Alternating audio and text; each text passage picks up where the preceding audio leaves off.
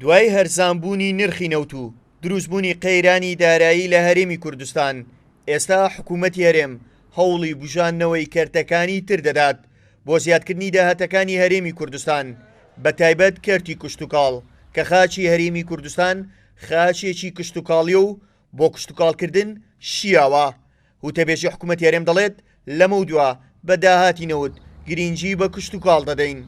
ڕاستە ئەوڕۆ داهاتی سەرەکی هەرێمی کوردستان و بگرە عێراقیش 1995 زیاتر لە داهاتی نەفتە، بەڵام پێویستە لە هەرێمی کوردستان و بەرنامەش هەیە و ڕوئیەش هەیە، استراتێژی تیشمان وایە کە داهاتی نەفت لە داهاتوو بەکاربینین لە بۆ فراوانکردنی سێکتەرەکان و بەرەو پێشەوەبردننی سێکتەرەکان و بە تایبەتیش کشتتوکاڵ و حیوانداری. لە چەندین ساڵی ڕابردوو حکوومەتی هەرێم چەندین جار کۆنفرانس و کۆنگرەی گەورەی بۆ برەودان بە کەرتی کشتتوکاڵ ئەنجامدا، بەڵام تا ئێستا کەرتی کشتتوکاڵ لە هەرێمی کوردستان ئەو داهاتە باشەی بۆ حکوومەت و جوتیاران نەبووە.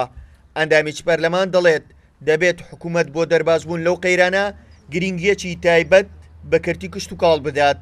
ئەبێ یەکەم سەرچاوەمان لە دوای نەوت و مشتقاتی نەوت کشتتوکاڵ بێت، چونکە کشتتوکاڵ خۆرمان، خاکمان، ئاومان، هەوامان بۆ کشتتوکاڵ زۆر لەبارەوە تێچوێکی زۆر کەمی ئەبێ و داهاتێکی زۆرمان ئەبێ، کەواتە جەدوای اقتصادی بۆ مەسئلەی کشتتوکاڵ زۆر لەبارە زۆر گونجاوە، ئێمە بە تێچووی زۆر کەم ئەنتاجی زۆر باشمان ئەبێ. لە ساڵانی ڕابردوو حکوومەتی هەرێمی کوردستان لە بودجێ هەرێم بڕێک پارەی بۆ کەرتی کشتتوکاڵ تەرخان دەکرد، بەڵام تا ئێستاشی لەگەڵدا بێت بۆ بودجێ نەتوانراوە کەرتی کشتتوکاڵ لە هەرێمی کوردستان برێوی پێ بدرێت.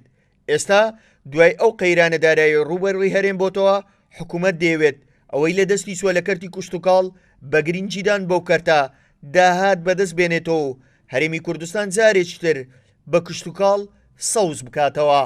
هاوکار عەبدوڕەحمان، کورسات نیوز، هەولێر.